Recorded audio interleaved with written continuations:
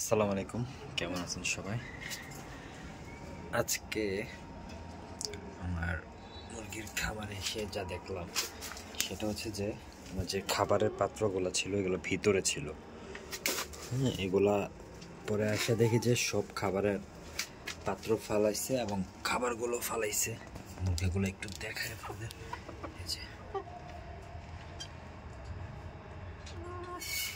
এখন চিন্তা করলাম খাবারগুলো পাত্রগুলো এখন থেকে বাইরে দিব এবং এই শিক যে পাইপটা রডটা এটা একটা অথবা দুইটা কেটে দিব যাতে মাথা বের করে খাইতে পারে। পাইপ এটা কাটি আগে, তারপর আপনাদেরকে দেখাচ্ছি। এই শিক দুইটা শিক কাটছি, এখান দিয়ে দুইটা এখান দিয়ে দুইটা। এটা পানি খাওয়ার জন্য, এটা খাবার দেওয়ার জন্য।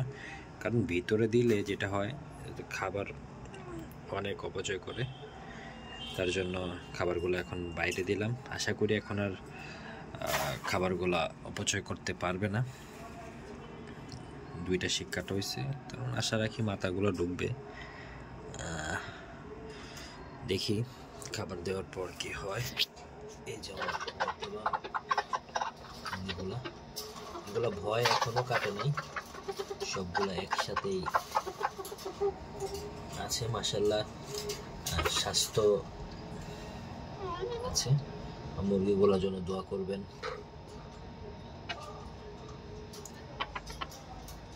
আস্তে আস্তে আশা করি ভয় কেটে যাবে। খাবার দেই, তারপর আপনাদেরকে দেখাচ্ছি।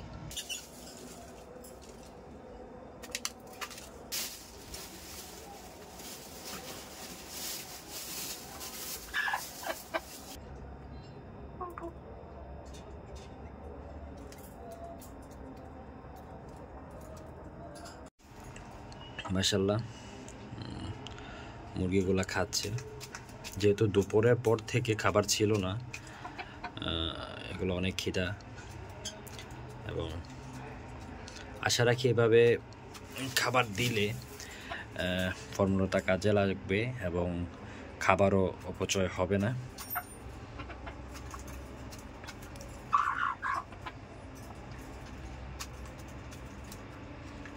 এবং খুব ইজিলি খাচ্ছে।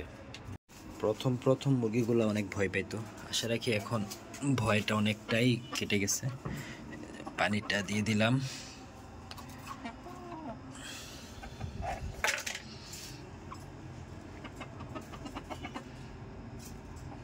এবং পানিও খাচ্ছে। আশা রাখি এখন পানি এবং খাবার কোনোটাই অপচয় হবে না। খুব ইজিলি ওরা খেতে পারবে। কেড়ে এসে গেছে।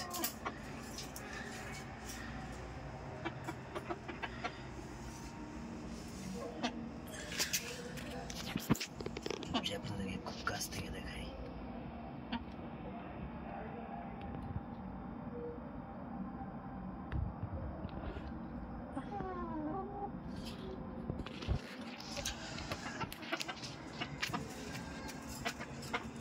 আসলে এগুলো দেখলে অনেক ভালো লাগে।